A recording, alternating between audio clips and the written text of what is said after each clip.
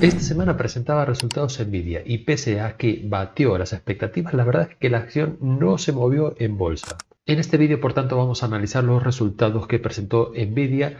Os voy a contar un pequeño resumen de las cosas más interesantes que dijeron en la call para que tengáis una idea del rumbo que puede llegar a tomar esta compañía y calcularemos el valor intrínseco de esta compañía. Es decir, sí, ¿cuánto valdrá Nvidia de aquí a 5 años? Alphabet también caía esta semana alrededor de un 7% en bolsa tras conocerse esa noticia en la que la justicia de Estados Unidos parece que quiere obligar a Alphabet a vender su sección de Google Chrome a otra compañía. Por tanto, vamos a analizar las posibles consecuencias de lo que puede llegar a ocurrir a Alphabet si es que obligan a hacer esto y qué es la alternativa que puede llegar o por dónde puede llegar a salir esta gran compañía para evitar ese posible hachazo de lo que puede llegar a suponer que tenga que vender su sección de Chrome. Los resultados que presentó Nvidia la verdad es que fueron muy buenos. De hecho, batió las expectativas como os dije al inicio del vídeo. Por ejemplo, para el caso de las ventas, fijaos que batió por un 5,5% arriba, que sería esto que vemos aquí. Para la parte de, ya si nos metemos en los segmentos, para la parte de data centers, batió por un 5,7% arriba, la parte de gaming un 7,3%, la parte de visualización 1,3%, la parte de robotics un 24% y la parte de OEM pues un 10%.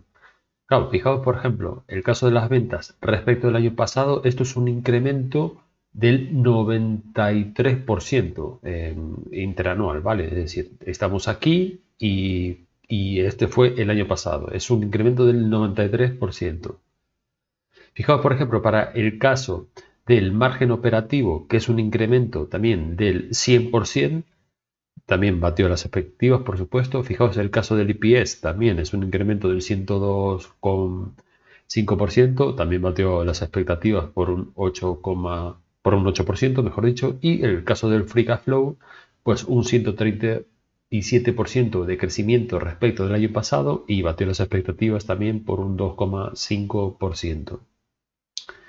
Esto que vemos aquí abajo es el guidance que dieron para el siguiente trimestre. Entonces, lo que se estimaba el consenso de analistas, bueno, pues era de unos 37,075 billions y ellos presentaron de guidance un 37,5. Es un incremento del 1,1%. Esto sería un incremento respecto al año pasado del 69%, si es que se cumple, claro. Y fijaos, por ejemplo, para el margen operativo que, bueno, pues lo interesante de aquí es que se comprime un poquillo ese margen operativo. Y por supuesto de que está un pelín por debajo de lo que estimaba el consenso de analistas. Concretamente, pues un 0,4%, un 0,37, ¿vale? Entonces, ¿por qué cayó la acción si presentó resultados tan buenos? Y bueno, en parte puede ser por este guidance que dieron para el siguiente trimestre, que como veis, pues no es un incremento muy sustancioso como el mercado se cree, que va a crecer siempre al 20, al 30, al 50% trimestral, pues no es un incremento tan sustancioso como a lo mejor se esperaba el mercado. Entonces, por eso, pues, igual la castigó y esta acción la verdad es que casi ni se movió de cuando presentaron resultados. Aquí os traje lo que presentó en los trimestres anteriores esta compañía para que podamos comparar. Aquí tenemos el Q2, aquí tenemos el Q1 y este es el Q3 que es el que acaba de presentar. Recordad que Nvidia, pues el año fiscal está un año adelantado al año natural, ¿vale? Esto es una de las cosas que tienen las compañías estadounidenses, algunas, de que el año fiscal no tiene por qué coincidir con el año natural. Es decir, este vemos aquí que es el año fiscal Q3 2025, es decir, el tercer trimestre de 2025, pero realmente es el tercer trimestre del año 2024, ¿vale? Entonces, fijaos también que cómo presentan los resultados. Tenemos aquí lo que sería el Q3 de este año, que es el Fiscal Year 2025. Aquí tenemos lo que presentó el trimestre pasado y aquí tenemos lo que presentó el mismo trimestre, es decir, el Q3, pero del año pasado. Entonces, para que tengamos los resultados con los que comparar. Entonces, las ventas que presentó pues, en este Q3 de 2025 fueron de unos 35 billions. Lo que presentó el Q2 fueron de unos 30 billions y lo que presentó en el Q3 del año pasado fueron unos 18 billions. Entonces aquí pues, nos pone el incremento trimestre tras trimestre, es decir, el incremento que hay de este respecto a este, y aquí nos pone el incremento que hay anualmente, comparado con el mismo trimestre del año pasado, es decir, el incremento que hay de este con este. Entonces, como vemos, bueno, pues en el trimestre se incrementó un 17% y anualmente un 24% para el caso de lo que serían las ventas. Para el caso del margen bruto tenemos este trimestre que sería un 74,6%, el segundo trimestre de este año fue de un 75% y lo que teníamos el año pasado, era de un 74%. Entonces vemos cómo se comportó aquí, es decir, de aquí digamos que se decrementó un poco ese margen y si lo comparamos respecto al año pasado, pues bueno, estamos un pelín arriba. Lo que pasa es que en el Q2 presentó mejores resultados de los que presentó en el Q3. Por eso, bueno, pues vemos que aquí se expandió y aquí se volvió a comprimir ese poquito. Tenemos, por ejemplo, para el caso del beneficio operativo, bueno, pues tenemos 21 billions, 18 billions el trimestre anterior y 10 billions el año pasado. Entonces tenemos un incremento trimestral del 17% y respecto al año pasado un 110. El beneficio neto, bueno, pues tenemos 19 billions para el caso de lo que sería este trimestre, para el caso del trimestre anterior unos 16 billions y para el caso del año pasado unos 9 billions. Entonces, bueno, pues 16% de incremento y 109% de forma anualizada. Y para el caso del EPS tenemos 0,78 céntimos por acción. Si lo vemos, pues si lo comparamos con el trimestre anterior serían 0,67, esto es un incremento del 16%, y si lo comparamos con el año pasado que eran 37 céntimos, o 37 centavos mejor dicho, esto es un incremento del 111%. Vale, entonces Juan, ¿por qué me trajiste aquí los recortes de los trimestres anteriores? Porque quería mostraros cómo fue el incremento de ventas en los trimestres anteriores para que tengamos con qué comparar para el guidance que dieron para el siguiente trimestre. Entonces, por ejemplo, en el Q2 que presentaron 30 billions, tuvieron un incremento en ventas respecto del trimestre anterior del 15%. Y para el Q1 que presentaron 26 billions, tuvieron un incremento respecto del trimestre anterior, que fue el año pasado, que sería este, de un 18%. Entonces, claro, si vemos el guidance que dieron, que fue de unos 37 y ahora tenemos unos 35, espera que voy a hacer la cuenta, es más o menos un incremento del 5% lo que va a haber para el próximo trimestre. Entonces, claro, pues el mercado, vale, pues está un poco como reculando y ya no te quiere pagar ese múltiplo que te estaba pagando antes por este crecimiento de doble dígito, cuando ahora va a crecer pues a un dígito que más o menos será alrededor del 5% para el siguiente trimestre. Aquí os traigo un pequeño resumen de lo que sería la presentación de resultados de la transcripción. Siempre os digo que leáis la presentación de resultados porque siempre hay cosas interesantes bueno, que explican aquí y que son necesarias para ver cuál va a ser el futuro de la compañía en la que estás invirtiendo. Entonces, bueno, aquí os traigo un resumen de las cosas más interesantes o de las cosas que yo creo que son más interesantes. Por ejemplo, el CFO, el director financiero, pues decía que Microsoft anunció que será el primer CSP en ofrecer en una vista previa privada lo que sería pues las instancias de la nube de Microsoft, pero que están basadas en el Blackwell. Blackwell, bueno, como sabéis, es la nueva tecnología que va a empezar a comercializar Nvidia, que creo que era para el siguiente trimestre o para el año que viene. Creo que para el siguiente trimestre. Eh, Otra de las cosas interesantes que hay aquí es que los líderes de consultoría, como puede ser, bueno, Accenture y Deloitte, como sabéis, son dos consultoras de la hostia, están llevando la IA de Nvidia a las empresas de todo el mundo. Accenture, por ejemplo, lanzó en un nuevo grupo empresarial con 30.000 profesionales capacitados en la tecnología de IA de Nvidia para ayudar a facilitar la implementación global. Otro dato interesante, por ejemplo, que comentaba el CFO, es que la IA y la robótica industriales están acelerándose. Esto se debe a los avances en IA física, modelos básicos que comprenden el mundo físico como NVIDIA NeMo para agentes de IA empresariales. Esto es la hostia, es decir, yo no sé si alcanzáis a comprender. La visión, esto es visión por ordenador, es decir, que un ordenador pueda entender el mundo real. Esto es la hostia.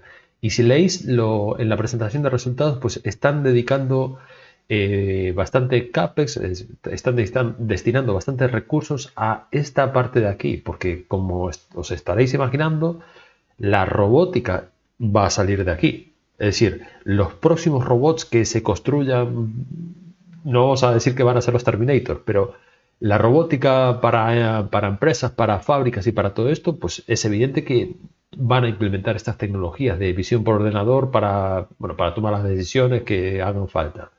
Es decir, uno cuando piensa en la IA, hoy en día la mayoría de la gente piensa en el chat GPT, pero es que hay mucho más que el chat GPT detrás de una IA. Vale.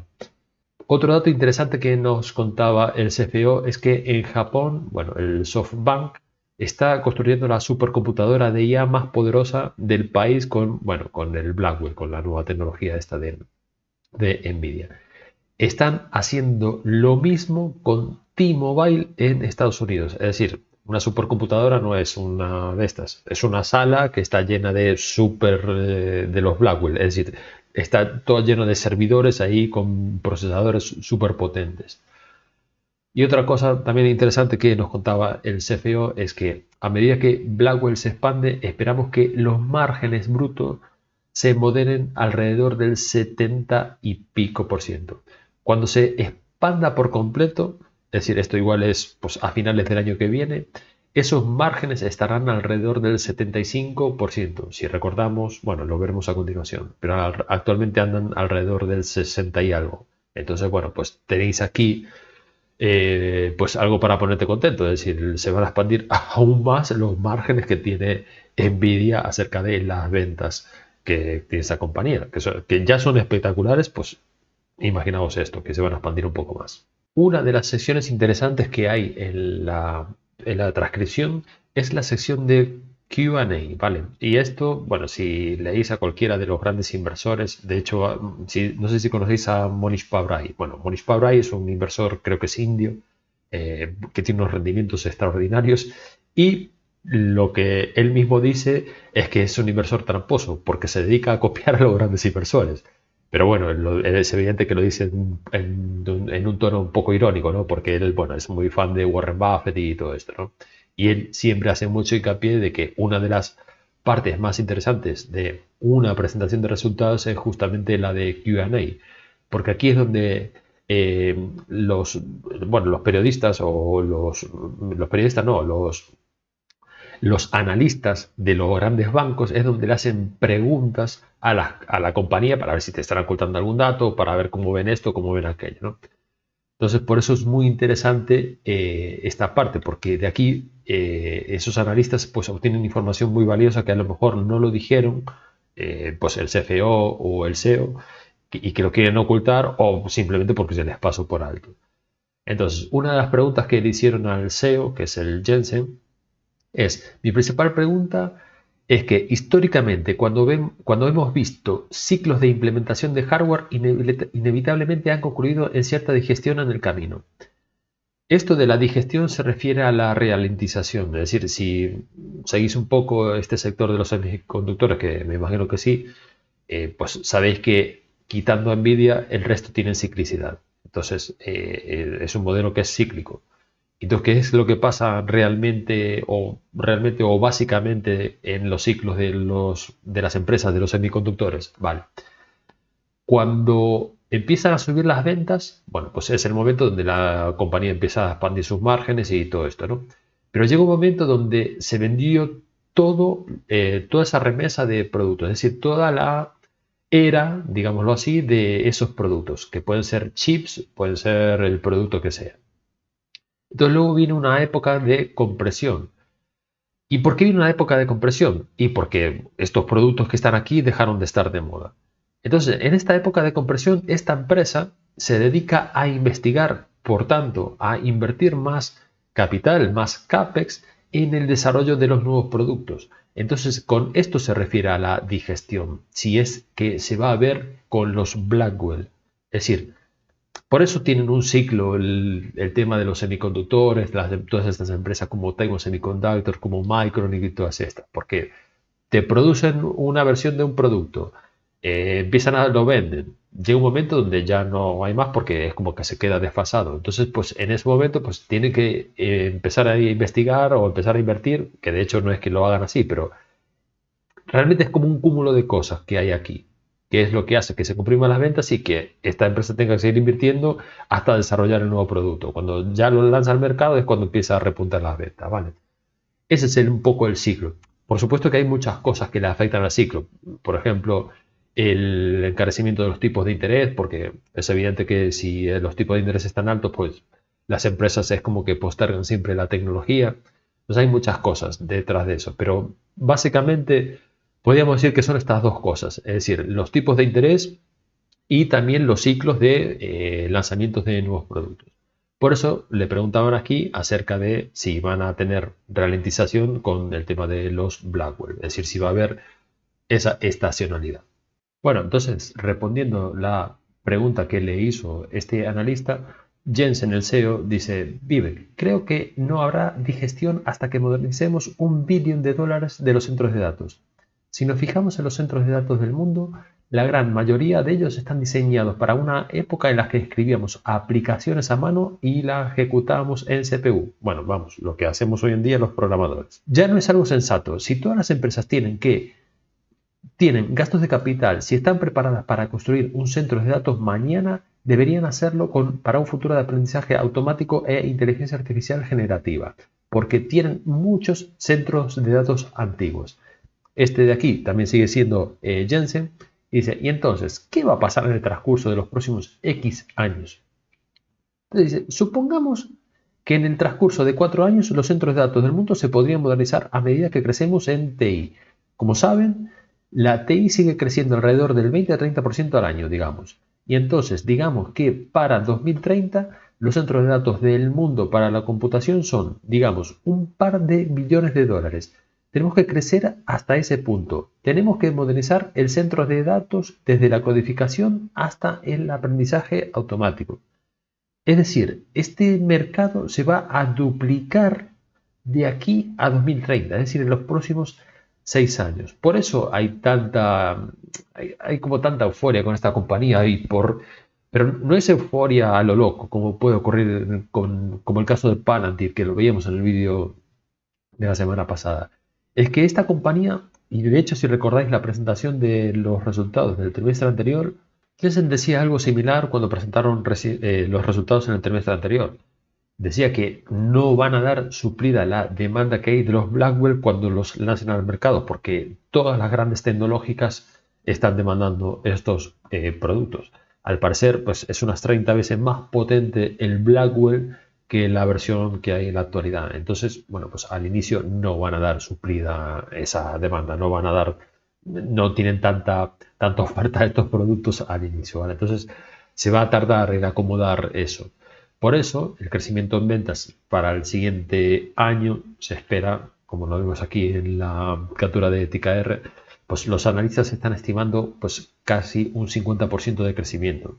Pero ya como veis, bueno, pues esta empresa creció un 125 y un 100%. O sea, bueno, vemos una cierta ralentización. Y luego para el siguiente trimestre, para el siguiente año fiscal, pues se ve que va a rondar en torno a ese 20%. Igual hay que ver esto. Es decir, yo veo mucha incertidumbre aquí. Es decir, probablemente se llegue a eso, pero hay que ver cómo evoluciona de este año a este año. Si es cierto eso que está diciendo Jensen, de que no van a dar suplido y que va a haber mucha demanda de esos productos y que, bueno, que van a estar a tope vendiendo esos productos. Entonces, bueno, pues como veis aquí, bueno, el crecimiento en ventas, la verdad es que poco hay que decir, es espectacular. Fijaos el margin EBIT, por ejemplo, que ronda el 61%, pues para el año pasado, para este año va a rondar el 66%. Para aquí, bueno, pues como es evidente, se va a comprimir un poco y luego pues se volverá a expandir. Fijaos el caso del EPS, bueno, que aquí en el 2023 se comprimió un poco. Este es el fiscal year, esto es el 2022 realmente. Luego creció un 288%, luego un 128% y para el siguiente año se estima un 48% y luego pues un 25%. Algo que es espectacular de esta compañía es el free cash flow. Es decir, fijaos que es casi la mitad de lo que serían las ventas. es una barbaridad. Eh, Fijaos, por ejemplo, para el caso del año pasado, que no fue la mitad, sino que fue pues casi un tercio, un poquito más de un tercio, ¿vale? Pero fijaos este año que es casi la mitad. Y fijaos, por ejemplo, para este, bueno, que también es bastante importante, la suma es un poco más de la mitad. Bueno, pues es espectacular esta compañía. Tenemos aquí los múltiplos a los que ha cotizado históricamente Nvidia. Tenemos aquí arriba lo que ha cotizado en estos últimos 10 años y abajo lo que ha cotizado en los últimos 5 años. Fijaos, por ejemplo, para el caso de estos últimos 10 años, de media ha cotizado a un PER de 36, a un EBITDA de 33 y a un EBIT de 29. Y para el caso de los últimos 5 años, donde hubo ya mucha más euforia, pero bueno, también hubo muchos más beneficios, la media fue de unos 45 veces PER, un EV/EBITDA de 44 veces y un EV/EBITDA de 36. En la actualidad está casi en su media histórica, es decir, en la actualidad está a unas 36 veces PER, a un EV/EBITDA de 30 y un EV/EBITDA de 30 veces también. Entonces, si metemos esto en la plantilla, actualmente cotiza a $141 y si lo valoramos a su media histórica, que es lo que está cotizando en la actualidad, o sea, ya vamos a descontar un poco ese crecimiento brutal que había en esta compañía. Fijaos, por ejemplo, para el caso del PER, que a unas 36 veces, tenemos que a día de hoy vale $107 y que para dentro de 5 años pues valdrá 294. Esto es un crecimiento del 16%. Y para el caso del Euro Free Cash Flow, bueno, pues anda también bastante similar, en torno a un 16%. Si la valoramos por EV/EBITDA, tenemos que el valor intrínseco es 120 y que para dentro de 5 años es 321. Y esto es un 18% anualizado. Si el mercado se llega a poner un poco más eufórico pues, con las ventas de ese Blackwell del que están, bueno, de lo que tanto se espera de esta compañía, eh, y te la paga 40 veces PER, que esto sería a su media histórica de los últimos 5 años, yo en particular lo estoy viendo un poco exigente, o sea, por los números que está presentando la compañía y por lo que va a presentar, por lo que estima el consenso de analistas, esto lo veo un poco exigente. Veremos cómo se comporta el mercado. Igual empieza a haber euforia y te la paga per 40 o per 44. O sea, podría ser tranquilamente. Entonces, bueno, pues eso. Es decir, yo veo más probable el otro escenario, este, que este. Aún así, pues como ejercicio, pues os traigo aquí pues, a 40 veces. Tenemos que a un PER 40 y a un Free Cash Flow de 40 veces, bueno, pues el valor intrínseco a día de hoy sería de 118 y 120 respectivamente, y que para dentro de 5 años sería para el caso del PER 325 y para el Free Cash Flow 326. Ambos es un 18% anualizado. Y para el caso del EBITDA a unas 32 veces, bueno, pues a día de hoy tenemos 116 y para dentro de 5 años pues tenemos que son 312.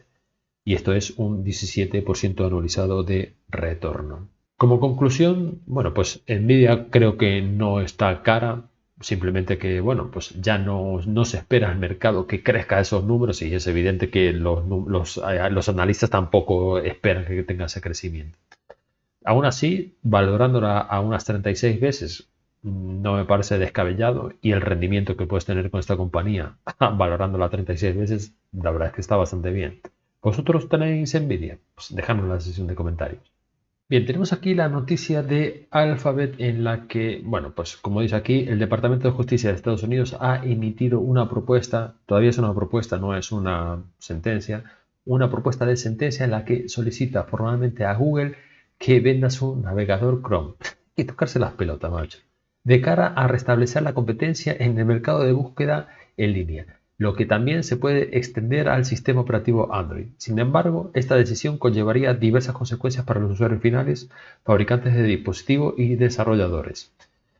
Según han determinado en la propuesta de sentencia, esta medida detendrá permanentemente el control de Google de este punto de acceso de búsqueda crítico y permitirá a los motores de búsqueda rivales la capacidad de acceder al navegador, que para muchos usuarios es una puerta de entrada a Internet. Por su parte, el Departamento de Justicia presentará una versión revisada de su propuesta de sentencia a principios de marzo de 2025. Bueno, según ha publicado esta.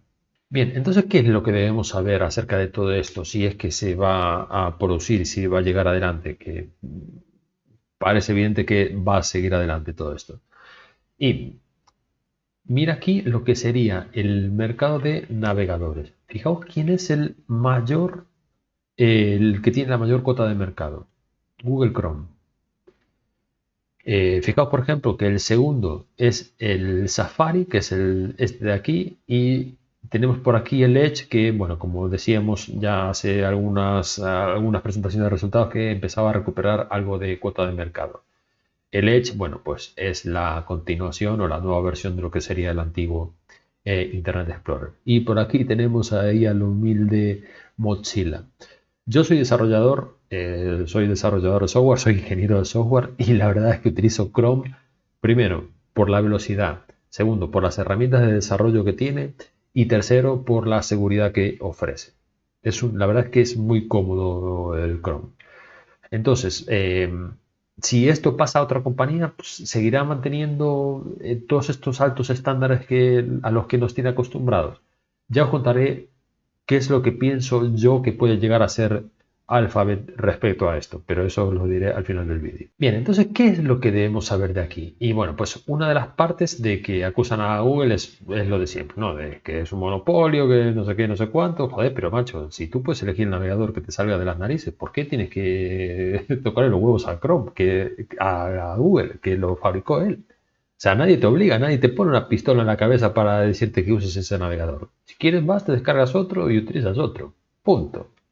Entonces no entiendo por qué o sea, por más que tenga el control del mercado, porque la gente prefiera ese producto, eso no es razón suficiente para acusarlo de monopolio. Pues son cosas que no entiendo. Eh, bueno, entonces, ¿qué debemos saber? Bueno, pues eso, que además lo acusan de pagar justamente a ciertas marcas para que pongan pues, su navegador como navegador predeterminado, ¿no? La segunda cosa que debemos tener en cuenta es que la lucha por la IA y el dominio de las búsquedas parece sonreír a Microsoft. Recordemos que Microsoft fue el primero también con el Edge, con el navegador Edge, en meter ya el chat GPT integrado en el propio navegador. Google estaba haciendo lo propio con el navegador Chrome y con su inteligencia artificial. Entonces, claro, o sea, si Google se tiene que desprender de Chrome, bueno, pues es evidente que este navegador pues, se va a ver beneficiado. Si venden, afectará negativamente en el modelo de negocio, ya que Google se basa en la publicidad. Entonces, aquí es donde puede estar el kit de la cuestión. Por eso Google caía esta semana un 5% jueves y un 2% ayer, creo. Claro, es decir, la puerta de entrada a las búsquedas y al control que tiene Google sobre la publicidad, pues pasan en gran parte por el navegador que estás usando. Entonces, es evidente que si le obligan a vender ese navegador, pues puede llegar a afectar a esas ventas porque ya no va a tener ese control absoluto sobre las búsquedas y su sistema de recomendación pues no va a ser tan certero y por tanto pues puede ser que no genere esos beneficios. Y como dije antes, bueno, pues como yo y la mayoría de los programadores que hay en todo el mundo pues utilizan esto porque es el mejor. Afectará, como os dije, pues posiblemente de forma negativa en el negocio de Alpha, ¿vale? Aunque no son muy sustanciosas las ventas que puede llegar a tener con Chrome, pero sí que vender ese dispositivo, esa tecnología en concreto, puede afectar a todas las otras partes de lo que sería pues, el modelo de negocio de Google. De hecho, veis que o sea, de donde saca beneficio Google es de los Google Services. Google Services, bueno, pues está aquí todo. Es decir, la parte de Android, Chrome, Google Maps y todo esto. Luego tenemos la parte de Google Cloud que cada vez está ganando más en este segmento, pero realmente a día de hoy, donde más beneficio tiene, donde más vende, es con la parte de Google Services. Es evidente que esta parte de aquí, pues si tiene que soltar ese navegador, pues se va a ver perjudicada. Entonces tenemos aquí bueno, tenemos esto mismo pintado de una forma un poquito más bonita. Fijaos que, como os decía, la parte de Google Services, que es donde está la parte de advertising, bueno, pues es de donde Google realmente saca el partner. Fijaos, por ejemplo, para el caso de Google Cloud, que más o menos es un 10%, para el caso de Google Play es un 10% y para el caso de YouTube es un 9,7% y la parte de AdSense es otro 10%. El resto, que es un 50 y pico, bueno, pues es el advertising. Esto, bueno, es del año pasado, pero bueno, más o menos andan por ahí los tiros, ¿vale? Este año, pues, se expandió un poquito más la parte de cloud, pero bueno, para que tengáis una idea. Pues bien, si miramos un poco los números de Google, fijaos que, por ejemplo, para el caso de las ventas, para el siguiente año se espera que crezcan en torno a un 13,9%, para el siguiente un 11% y para el siguiente pues un 10%. El margin EBIT, por su parte, pues será en torno a 27, mejor dicho, fue 27. Para este año se estima que va a ser en torno a 31, luego 32, 30 y tal. Y para el caso del EPS, fijaos que, bueno, pues tenemos que fue de 27 para el año pasado, este año será de 38,1% de incremento, luego crecerá un 11 y luego un 13,7%. Y fijaos los múltiplos a los que cotiza Google en la actualidad. Por ejemplo, para el caso de PER es de unas 19 veces y para el caso del EV/EBITDA es de unas 11 veces. Sin embargo, de media en estos últimos 5 años ha cotizado de PER a 24 veces y de EV/EBITDA a 13 veces. Entonces, bueno, pues si lo ponemos en la valoración a lo que está cotizando hoy en día Google, es decir, que está un poquito penalizada, ya viene penalizada de hace algunos trimestres. Entonces, si cotiza $164 y la valoramos a un PER de 20 veces y a un EV Free Cash Flow de 20 veces, tenemos que, por ejemplo, para el caso del EV Free Cash Flow, tenemos un valor intrínseco de $176 y para dentro de 5 años tenemos un valor intrínseco de $307. Esto es un incremento del 13%. Y bueno, pues tenemos aquí recompras de acciones, margin EBIT y crecimiento en ventas, que era lo que os mostré en ticker. Si la valora el mercado a su media histórica, entonces tenemos que PER de 24, Free Cash Flow de 24, EV/EBITDA 12 y EV/EBIT 18. Y si miramos, por ejemplo, para el caso del EV Free Cash Flow, tenemos que el valor intrínseco es 207 y para dentro de 5 años será de 361. Esto es un crecimiento anualizado del 17%. Ahora bien, esto el mercado todavía no está teniendo en cuenta esa posible venta, bueno, el mercado ni los analistas porque todavía no salió, esa posible venta de Chrome por parte de Alphabet. Entonces, ¿qué es lo que podría llegar a hacer Alphabet para librarse de eso? Hay que ver si las regulaciones lo permiten y todo eso. Pero a lo mejor podría ser una escisión de lo que sería Chrome. Entonces pasaría a cotizar Chrome a la bolsa independientemente de Alphabet. Entonces tendrías tú la de Google y tendrías la de Chrome, que será el ticker que sea en su momento. Para el que no sepa lo que es una escisión, bueno, pues aquí hay un libro maravilloso que es este de Joel Greenblatt que os explica pues todas esas cosas. De las escisiones se puede obtener mucho beneficio. Es algo que no es muy complicado, pero es algo que hay que saber hacerlo. Pero básicamente una escisión puede ser, bueno, pues aquí podría ser como una trampa, ¿no? Para poder saltarse esa ley. Y hay que ver si es que se puede, ¿no? Esto podría ser que sí, podría ser que no. Pero imaginaos otro caso, ¿no? O sea, empresas como por ejemplo Data Group que tenía por aquí, que esta va a ser una escisión de un ratio 1 a 1, es decir, cuando hay una escisión, tienes Data Group y la empresa que va a sacar, va a cotizar, es una sección que tiene dentro. Pero bueno, imaginemos, ¿no? Que tenemos Data Group y si la decisión es 1 a 1 significa que por cada acción que tengas tú como accionista de Data Group, te van a dar una acción de la compañía que va a sacar a cotizar independientemente de Data Group. Entonces, por ejemplo, si Data Group, imaginaos que factura pues unos 100 millones y la empresa que va a salir a cotizar factura pues unos 20 millones, significa que, por ejemplo, cuando salga a cotizar, cuando se haga la escisión y salga a cotizar esta nueva compañía, pues esta compañía más o menos te va a caer alrededor de un 20%, porque realmente estás descontando pues, el capital de la otra compañía.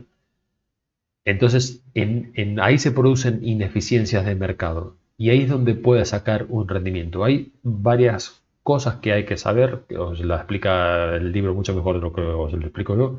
Yo os lo explico para que lo sepáis y que si queréis aprender acerca de eso, os compréis ese libro y leáis ese libro, porque ellos lo explica muy bien. Yo lo empecé a leer y no es un tema que sea sencillo para los principiantes. De hecho, a mí hay cosas que me cuestan entenderlas y tengo que volver a leer el libro. Pero ya os digo, la idea básica es esa, que sacan una compañía a cotizar en bolsa independientemente de la compañía matriz. Y esto puede ser básicamente por, bueno, por la razón que vemos aquí de Alphabet, pero puede ser por otros motivos. Uno de los motivos puede ser que esta compañía matriz, la compañía que tenemos aquí, que sería Data Group, puede ser que tenga mucho más valor que la compañía que quiera que la subsidiaria. Entonces, para que los analistas puedan analizar un poco mejor esta compañía, que es la que realmente tiene valor, pues deciden hacer la escisión. Pero también puede ocurrir el contrario, que la que realmente tiene valor es esta compañía y el mercado no te la está viendo porque es un porcentaje muy pequeño de la matriz. Y entonces, claro, el mercado no te está pagando eso porque te está valorando la compañía en su conjunto. Entonces, si quieres aflorar el valor de esta, pues lo que tienes que hacer es sacarla a cotizar en bolsa por aparte. Que esto es lo mismo que hizo Fiat con Ferrari en su momento. O sea, Fiat es una empresa de mierda que puede ser que ningún accionista quiere en su cartera, pero Ferrari no. Pero ¿qué pasa? Que cuando estaba Fiat, cuando estaba Ferrari integrado en Fiat, pues no se podía ver el valor que tenía Ferrari. Y tú, si querías invertir en Ferrari, pues no podías, porque tenías que comerte todo el marronazo de Fiat. Y como veis, pues el rendimiento que ha tenido Ferrari desde que empezó a cotizar. Entonces, como os digo, en las escisiones muchas veces se producen ineficiencias de mercado y de ahí se pueden sacar bastantes beneficios. El libro de Greenberg os lo explica muy bien. Y que Alphabet vaya a ser una escisión, pues yo qué sé, nadie lo sabe. Podría ser una alternativa. No sé si estaría incluso permitido hacer eso. Es decir, si cuando sacan esa sentencia pues le van a permitir hacer la decisión o sí le van a obligar a venderlo a una compañía de tercero. Veremos qué es lo que pasa.